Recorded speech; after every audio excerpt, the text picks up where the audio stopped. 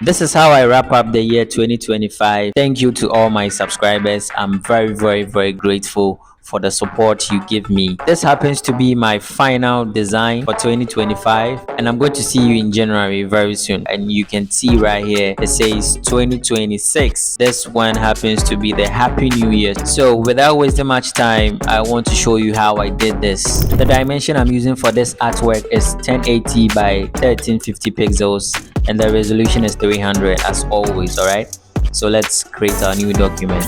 Okay, so the first thing I'll do is to have my text. So let's switch to vector, and then we grab the text tool.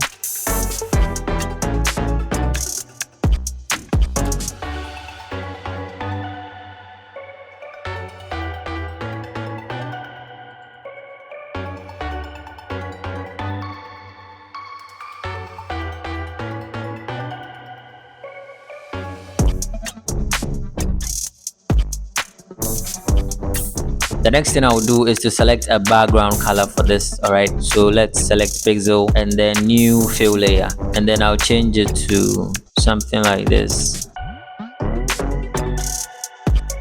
Let's change the color for this.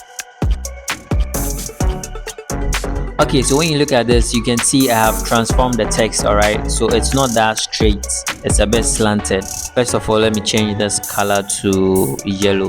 When I drag to select everything like this and I position my mouse pointer here, you can see it changes to this. So when I move it up, it changes. When I move it down, it changes. If I put it here and I move it this way, it changes. I move it that way, it changes. So that's how I did that effect.